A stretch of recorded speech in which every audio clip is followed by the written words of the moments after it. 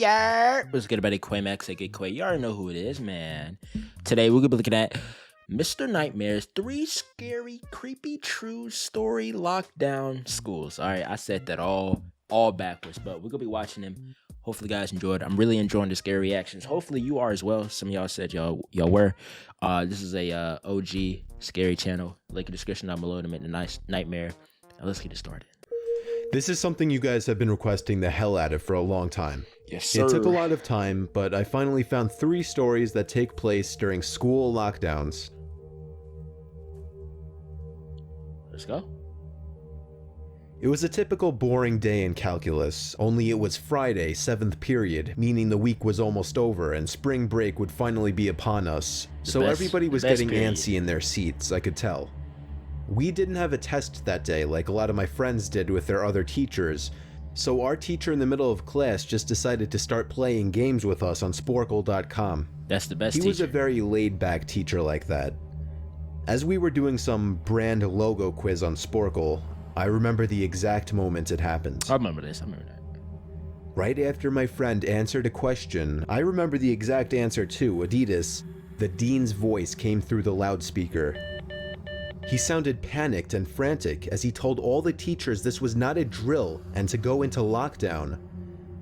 I actually got the chills and I got goosebumps on my arms as our usually laid-back teacher too seemed panicked as he ran to turn off the lights and ushered us to the back corner of the room. That's the booty bandit, bruh. We all sat in silence for about 2 minutes, and then the usual buzzing that came from a panel in the back of the room ceased, indicating that the school must have cut all the power. We all looked at each other, realizing this must be serious. A few more minutes of waiting later, we heard a man screaming at the top of his lungs coming down the hallway. 2 girls in the class actually started crying, which made all of us even more scared. As the screaming got closer to the classroom, the lunatic-sounding man started banging on the lockers while screaming, "I'll kill all of you." It was at that moment that I started to fear for my life. My teacher shushed us as we all looked at each other to see our peers' reactions. That man wants some booty bad. God, that brother fiending. Why is he screaming, yelling, banging? Nutcase, bro. What the banging then moved from the lockers to our classroom door. And that's when one of the crying girls screamed no. The banging on the door only grew worse as the man started screaming, "Open up." 2 of the girls in the class were crying out loud now. It felt like an eternity that man was pounding at the door, but eventually he finally continued down the hallway, screaming like a mentally insane person until we could not hear him anymore. I'd say 10 minutes later, though it felt like half an hour given the situation, the dean came back on the loudspeaker explaining the situation, which was surprising for him to do. He explained that some apparently mentally unstable person entered the building and assaulted the woman sitting at the front desk, causing her to flee the building screaming, and staff wasn't sure if the man was armed or not. Now this was before the school had cameras or could afford proper security, so the school was wide open to something like this happening. The staff had done a sweep of all the hallways and classrooms and couldn't find him, so the dean instructed the teachers to resume teaching but to keep all the doors locked, and to not let any students leave for any reasons. Understandable. The most disturbing part, however, is that one of the janitors working the night shift found the man sleeping in one of the storage closets near the back end of the school. And according to rumors that were spread by my peers, sticking out of his pocket was a .44 Magnum. The janitor must have done something stupid to wake him up, for example, leaving the closet door open, because by the time a police officer could arrive on the scene, the man was gone. Dang. My entire class, as far as I know, to this day, has no idea if this man was ever found, but I like to think that right now, he's being given the proper help that he needs. Proper help, he needs to be down like Old Yeller, bro. We need to put him down. The proper help he needs is to be put down like Old Yeller. That is crazy, bro. Coming in with a 4.4, the revolver, the shoot ups. I don't know why you would even want to do that though. For what? For what? But I ain't gonna lie though. My old high school that I went to, like, there's a way, like, you can go, like, behind the school. It's like a little small fence. It's always unlocked. You could just go up there. So if I really wanted to, I already look I already look young, so if I just shave my mustache and my beard, put on a backpack, and if I wanted to do something to the school, which I wouldn't. But if I wanted to shoot up the school, which I wouldn't, I would go on, put a backpack, shave my mustache, beard. I could just walk in, no type of security or nothing.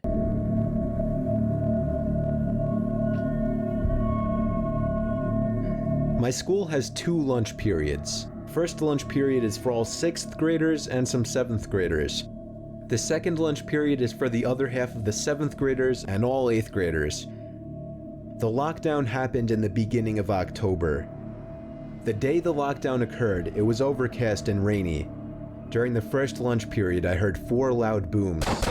Hey! I personally thought it was thunder, but the entire lunch crowd started screaming. I was thinking those kids were just serious pussies, but the campus security came in and started yelling at people to go into the multi-purpose room, and the kids who were in line buying lunch had to throw out their lunch and come inside. Oh, nah. I'm bringing my food, bro. Nah. I paid money for the food. I'm gonna have to get it. I don't care if it's gunshots, man. I gotta get my food, bro. That's crazy. He just went in there. Like I said, you gotta up the security, bro. You gotta up the security. I know some schools don't even have security at all. Me and some friends went inside the room along with a huge group of other kids. Everyone was curious as to what was happening. Our multi-purpose room is huge, and the back wall of the room is made of see-through glass. When me and my friends were rushed inside the campus, security was covering the glass with the curtains, and there were adults at every exit. My friend Eric was curious, as well as the rest of us, so he asked one of the adults what was going on. When he came back, he said, "You know how right in front of TMS there's those houses?" I replied, "Yeah." "There's this mentally disabled, crazy man that barricaded himself in front of his house, and he's threatening to commit suicide and kill the cops if he's evicted. He was walking around outside of school watching kids in a weird way," Eric told us. It turned out the man was also a registered sex offender, making matters worse. We were stuck in the multi-purpose room for a whole hour, taking up 2 periods. After the whole thing was settled, we were escorted to our classrooms one by one. I later found out that the man lives next to my friend Brandy, who told me about the previous Halloween when she saw the same man at his window cutting his arm and writing in his own blood, "Don't come here or I'll kill you," on his window. Of course, being Halloween, people, including Brandy, assumed it was just for the holiday. But after this horrific incident, we knew this man was mental, and we're glad he never got near us. Yeah, the man cutting his arm off, talking about, "If you get near me, I kill you." And he a registered sex offender. Hey, man, throw him away, lock the keys, all that, bro. He gots to go too. Ain't once you're a registered offender, I wouldn't know because I'm not a registered sex offender. But if you're a registered sex offender, don't you have to not be around a schooler?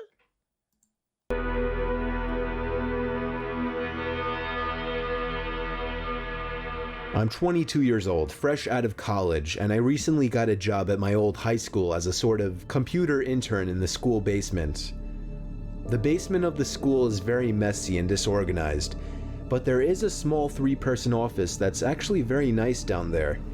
It has 3 nice big desks, 2 mini fridges, a flat screen TV mounted on the wall, and oh so satisfying air conditioning, a luxury the students and teachers cannot enjoy in the school. And of course, all the school servers and other computery stuff. That's on fire. I got the job because 3 of my old computer teachers flat out adored me. Old as hell. I could actually consider them as real friends, not just teacher figures, so they all helped tremendously in landing me this job. It's been great, until something that happened a few weeks ago. My 2 co-workers that shared the office with me, Dave and Gary, weren't in the office at the time. They were upstairs working on papers or whatever. I was eating my sandwich during my lunch break when I got a phone call from one of the women in the front office telling me the school was on lockdown and that somebody, possibly armed, had entered the school. There wasn't much that I could do other than turn off the lights because, surprisingly, as nice as this little office was, it didn't have an actual door to it, just a big opening, and the door to the whole basement didn't even have a working lock. What? For my own safety, I did turn off all the lights in the office and my computer screen. I kept my phone on the desk, texting both Gary and Dave, but they wouldn't respond. They don't even have a door? I sat down there in the dark, playing games on my phone for like 20 minutes, waiting for the call from up front to tell me to resume working. I had no idea what was happening. I couldn't hear what was going on upstairs from down here. But I was not allowed to make any calls until I was informed that the lockdown was over. Then, the noisy basement door opened. As the creaking echoed across the basement and into my office, I sat up from my seat, wondering if I should call out Gary or Dave. I was eager to get some info from them. Someone then came running down the stairs, and their footsteps were approaching my office. I pushed away my chair and crawled under my desk. Oh, nah. Somebody entered the office but did not turn on the lights. There was just silence. That's creepy as hell. I can't even describe the fear I was experiencing.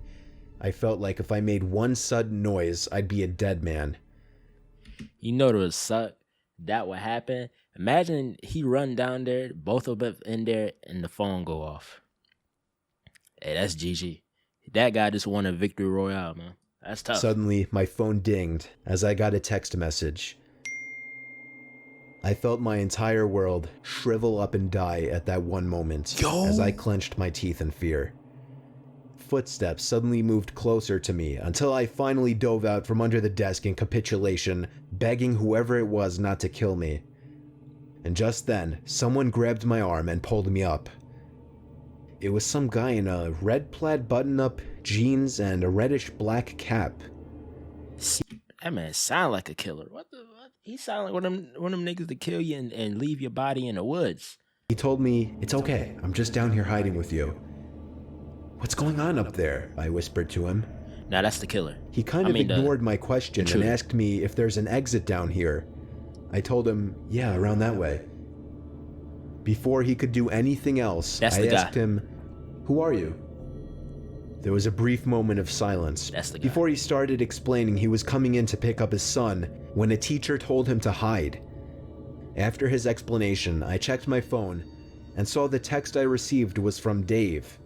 It said, "Dude, this is fucking crazy. Some guy with a gun shot Mr. Buckley. He's wearing a red shirt and a hat. Whatever you do, don't come upstairs." That's the guy. I was about to reread that text out loud to the man until I realized. I looked up and felt my stomach sink. The man seemed to catch on to my suspicious stare. Panicking, all I could think to do was to run for the upstairs. A gunshot echoed through the basement and I could hear the bullet ricochet off something metal in the darkness. But thank God the bullet missed me and I made it upstairs. Fortunately, police were waiting at all exits, including the basement exit, and caught the man the second he opened the door. More good news, our teacher Mr. Buckley survived the gunshot.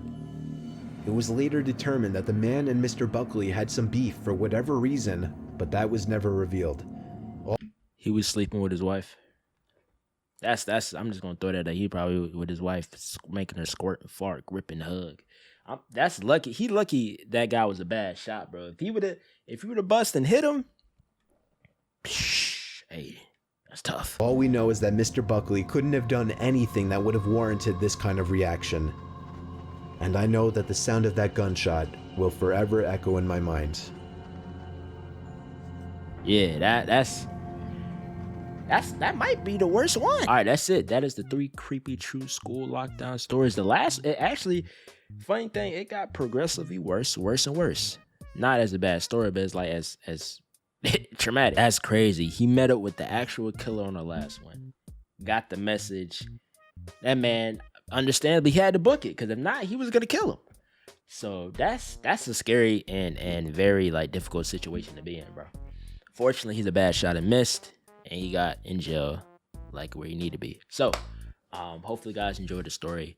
If you do, you already know what to do.